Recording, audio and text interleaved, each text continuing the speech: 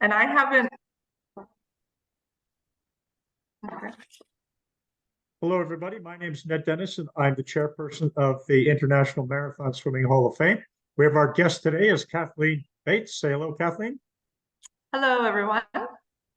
Kathleen came to us in a kind of an unusual way. As some of you know, the Hall of Fame has run an initiative for the past 4 years to identify and promote swimmers with physical disabilities and for those who've assisted. We did an interview a couple of months ago with the lady Sophie Etheridge, who set the record for the longest English Channel swim. And she's got some real physical disabilities, particularly pain issues and her legs issues. You can follow that interview later. Afterwards, we were talking, and she said that one of the problems that they're facing is that some people are afraid to ask for help. So we started a page on Open Waterpedia looking for volunteers around the world who would stick their hand up and say, you know something, I'm very happy to help. And so we've got a page on Open Waterpedia. Kathleen came through that page. We started talking because she's got an interesting background. If anybody wants to volunteer to help, you can get a hold of us on our website, imshof.org. So Kathleen, let's start. Tell us a little bit about yourself and your swimming background and how you came to be an expert in this whole area. Well, I am really a self-taught swimmer. I never went through kind of any real formal swimming or competitive swimming programs. I just a love of the water from being really a toddler. I'm an American citizen who lives and works in Doha, Qatar. So I'm on a peninsula surrounded by water. So my background is just that. It's just childhood, loving the water.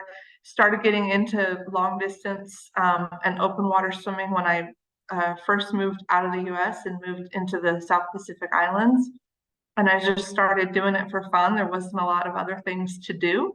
So we would swim in between the islands for fun things to do.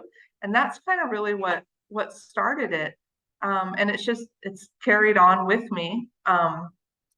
Just happy to be in the water, but I'm not going to be the gal on your interview who has done all these crazy and iconic races, but it comes from a true love of being in the water and just kind of a lifetime of it. And how did you get into coaching? And in particular, how did you get into coaching individuals with physical disabilities and other disabilities? So my professional background is all in sports and recreation. And I have a real just interest in working with people with disabilities. And so as I kind of I mentioned living in the South Pacific Islands for a while, and I got really into scuba diving, and I worked my way up and became a scuba diving instructor. And I would do that in addition to swimming for myself. So I noticed though that I didn't see people with disabilities diving, and that's really where it started. So I started looking to further my own training and education around people with disabilities and scuba diving. So it just kind of came from interest, and then it evolved. So I got kind of at the diving instructor level specifically for people with disabilities. I did some training in Asia and in the US around that, and then it kind of also evolved into swimming. So the original plan was to start with diving, but I had just so much interest and requests to help people on the swimming side. So again, it just started just kind of learning it and teaching it myself. Found some courses, and then it just happened. It just out of sheer need, honestly, out of me not wanting to tell people no, we didn't have a way to help you. We just figured it out. We just committed to making a plan and finding a way to help all these people. We wanted everyone to swim and be safe in the water like we were. And I was shocked when I started learning about some of the statistics of drowning, and that I was shocked when I realized that people with autism, the leading cause of death under the age of 16 was drowning. And I thought, we can prevent that. We can make a difference here. And so it really just came out of that. Just it needed to happen. And we've figured out ways to get going. Give us a couple of success stories on the above water types. Yeah. So we have had now over the years, and I've been working on this full time now for about close to 13 years with people with disabilities in the water. We met a gal, she was 28 at the time. She was an adult, cerebral palsy. She uses a wheelchair. She had never been in the water at age 28. And for most of us, that is shocking. That's just hard to imagine life without access to water. She'd never been in a swimming pool, a lake, a river, an ocean, anything, nothing at 28. So the first day we met her, um, she came in her wheelchair, pushed her kind of to the edge of the pool just for her to see it. And her parents, who at the time were in their 60s, were standing nearby and they asked me, "What are you going to do with her?" And I said, "I'm going to take her into the pool." And they were there ready to jump in. And I asked them, "Do you know how to swim?" And they said, "No." And I said, "Then please sit down because I'm going to just need you to trust me with your daughter." And I was a stranger to them. So I understand that there wasn't that trust there. We took this young woman into the water for her first time that day. She was 28, and her smile just instantly lit up the whole facility. And now, here we are, 10 years later, we're very close with this family. We're very close with this woman now who's mid 30s. That was a real success, just being a part of her first time. Since then, with her, we've taken her into the ocean several times. She had never seen a fish. She's now seen a fish. We were able to custom build a unique snorkel for her to allow her to breathe easier without having to hold her breath. There's just been a lot of neat things that have come with this gal, and that's a real success. It's been life-changing for her to be in the water, to have that experience at 28 of finally getting out of her wheelchair. And there's just been, it seems like such a simple thing we take for granted that we could go and get in the water any time of any day. And here she had waited 28 years. So to me, that was just something that I'll never forget. There have been other successes where it may not even be in the water, but it's because of the water. It's because of their experience in the pool with us or in the sea with us that they're realizing things they can do. And it's tapping into their confidence. It's affecting how they identify. You hear them say, "I'm a swimmer, I'm a scuba diver," and that becomes part of their identity and something maybe that they didn't have. In talking about diving, another success was I have taught and certified the first disabled Qatari. His name is Ghanem El Mufta, and he's quite a celebrity in this region. He is the first local person with a disability to earn his dive qualifications. And it's just the platform that he has, it just helps further our mission of being inclusive and accessible. And so there have been a lot of great successes when I think about the hundreds and hundreds of people we've worked with. And it's not just them, the impact reaches their families, it reaches the community. And again, I just think it's such a simple thing, what we're doing, but it's so important. And it's, they look forward to it. We're a real highlight in a lot of people's lives, the chance that they get to spend in the water with us every week. We ran a small program here about 18 months ago in Cork, Ireland, and we reached out to the community and we looked for children and young adults with disabilities, and we ended up with about 6 or 7 people. We made sure that the parent or guardian came with them. Part of my role was to get the volunteers and make sure we had plenty of tea, coffee, and cakes afterwards, which I'm really good at. And for all but one of them had a physical disability, and our volunteers quickly figured that out. For the visually impaired, tap on the right leg, tap on the left leg, swim next to them. There was all of those things were fairly easy. There was one swimmer with autism, and thankfully we had one volunteer who was professionally trained for dealing with people with things like autism. The rest of us, we were like, we had hands of stone. We had no idea what to do. And the young man with autism spent about 55 minutes ankle deep in water. And the last 5 minutes got in, biggest smile. Mm-hmm. But how do you, how does somebody help somebody with a non-physical disability? Do you need special Yeah. training? Is it because we just thought we would no idea what to do? But the ones with physical disabilities, we could keep them safe. We could keep them Yeah. moving. We could deal with it. Intellectual and emotional disabilities, we just hadn't a clue. Help us.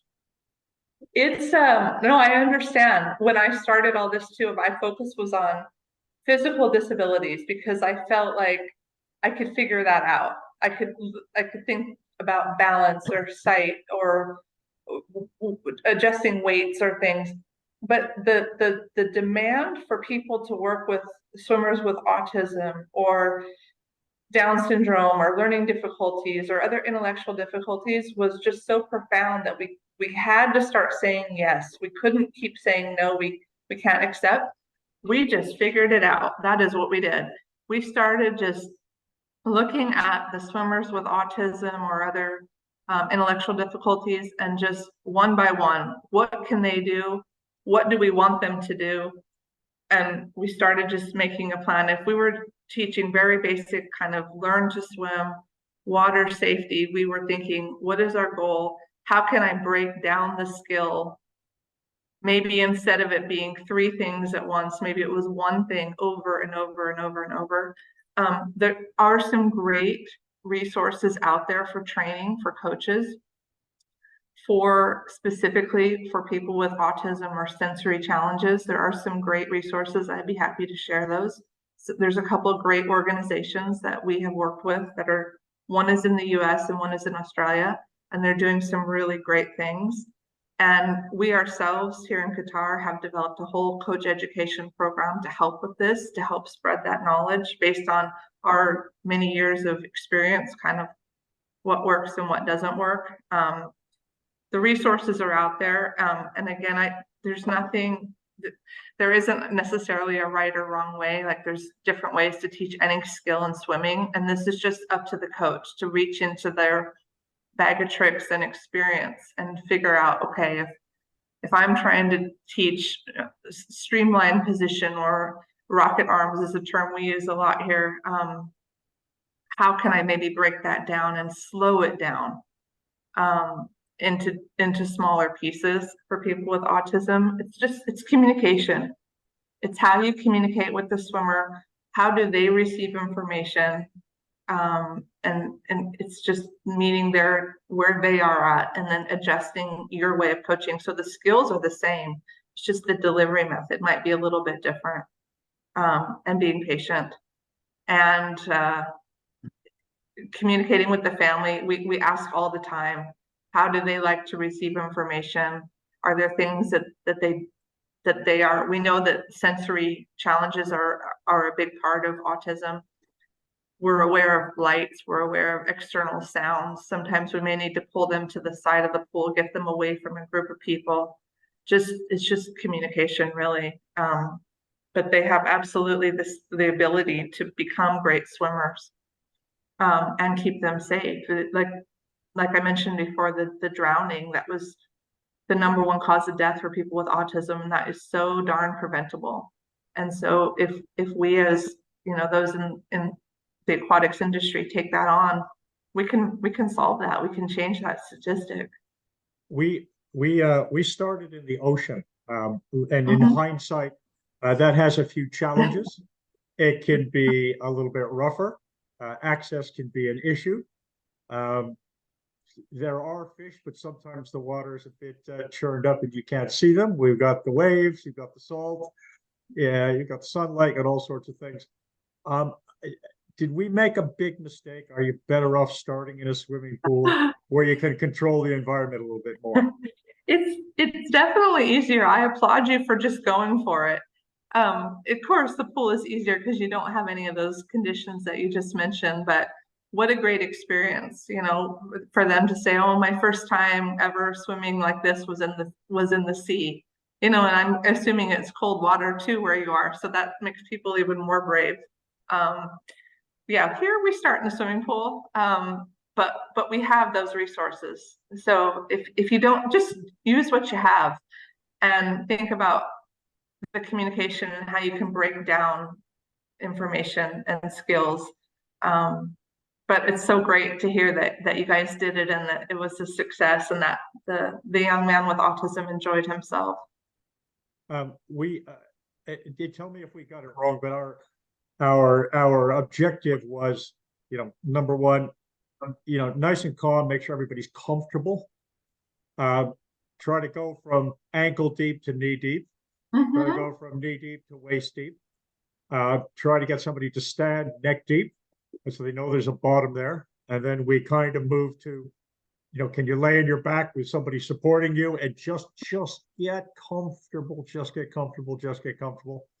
And then we had some people and who had got cheap wetsuits who would flip over on their stomach and flail away and catch some breaths and big smiles and happy sounds. And yeah, if we didn't know what we were doing, Kathleen. We didn't know what we were doing. You did great. And if you did all of that in one session, that's really impressive because we have lots of swimmers who come and for maybe the first 3 weeks, they don't even get in the pool. They're running laps around the outside of it. You know, any step forward is a success. So if you've got people getting in the water and already floating on the first session, that's amazing. That's amazing. What would you like the open water community to do?